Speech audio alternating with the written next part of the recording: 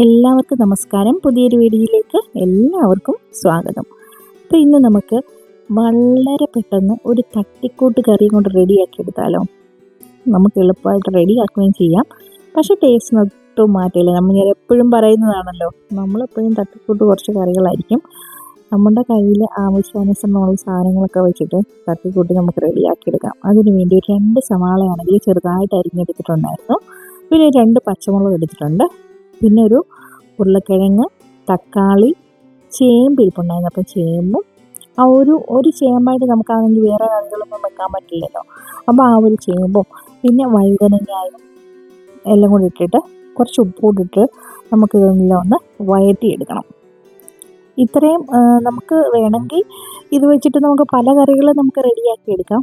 ഇപ്പോൾ ഉരുളക്കിഴങ്ങും തക്കാളിയും കൂടെ കൂട്ടി ഒരു കറി എടുക്കാം.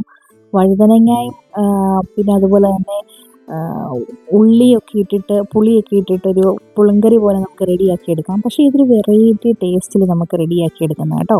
അപ്പോൾ ഇതിൽ ഞാൻ കുറച്ച് ഇഞ്ചി വെളുത്തുള്ളി പേസ്റ്റ് ഇട്ടിട്ടുണ്ടായിരുന്നു, പക്ഷേ അത് കാണിക്കാൻ വിട്ടുപോയി കേട്ടോ. അപ്പം അതൊന്ന് വഴണ്ട് വന്നപ്പോഴത്തേനെ ചെറിയ കഷ്ണങ്ങളാക്കി എടുത്തു വെച്ചിരുന്ന ചിക്കൻ്റെ എല്ലില്ലാത്ത കഷ്ണങ്ങളുണ്ടായിരുന്നു. അപ്പോൾ അതുകൂടെ നമ്മൾ ഇട്ട് കൊടുത്തിട്ട് അതൊന്ന് വഴറ്റിയെടുക്കും. പിന്നെ പൊടികളായിട്ട് മല്ലിപ്പൊടിയും മഞ്ഞൾപ്പൊടിയും ഗരം മസാലയും മുളക് പൊടിയും കൊണ്ടിട്ടു. അതൊന്ന് ഇളക്കി കൊടുത്ത് അതിൻ്റെ പച്ചമണമൊക്കെ മാറി വന്നപ്പോഴത്തേന് കുറച്ച് ചൂടുവെള്ളം ഒഴിച്ചു കൊടുത്തു കേട്ടോ. പിന്നെ ഉപ്പാണെങ്കിൽ നമ്മൾ വഴറ്റുന്ന സമയത്ത് ഇട്ട് കൊടുത്തതാണല്ലോ. ചിക്കനൊക്കെ ഇട്ട് കഴിഞ്ഞിട്ട് വെള്ളമൊക്കെ ഒഴിച്ച് കഴിഞ്ഞിട്ട് ഉപ്പൊക്കെ ഉണ്ടോ നോക്കിയിട്ട് കുറച്ച് ഉപ്പ് കൂടാണെങ്കിൽ ഇട്ട് കൊടുത്തിട്ടുണ്ടായിരുന്നു.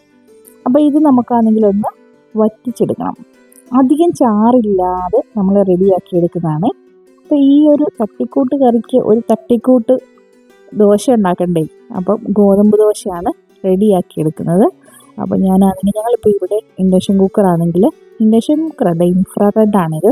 അപ്പോൾ ഏത് പാത്രവും നമുക്ക് ഇതിൽ വെച്ചിട്ട് നമുക്ക് യൂസ് ചെയ്യാം. പക്ഷേ ഒത്തിരി ഉപകാരമാണ് കേട്ടോ. ആദ്യമൊക്കെ വിചാരിച്ചു ഒരുപാട് കറണ്ട് ബില്ലൊക്കെ വരുമെന്ന് ഓർത്തു. പക്ഷേ നമുക്ക് ഓക്കെയാണ്. ഇപ്പം ഈ ഒരു ഇൻഫ്രാറെഡ് ഉള്ളത് കാരണം കൊണ്ട് നമ്മൾ ഗ്യാസൊക്കെ മേടിക്കുന്നതെന്ന് വെച്ച് കഴിഞ്ഞാൽ ഒരു 5 മാസം, ഇപ്പം എനിക്ക് തോന്നുന്നു ഞങ്ങളിപ്പം എടുത്ത് വെച്ചിരിക്കുന്ന ഗ്യാസ് ഒരു 5 മാസത്തോളം ആയിട്ടുണ്ട് ചേഞ്ച് ചെയ്തിട്ട്. അപ്പോൾ ആ സമയം കൊണ്ട് തന്നെ നമ്മുടെ കറിയാണെങ്കിൽ റെഡി ആയിട്ടുണ്ട്.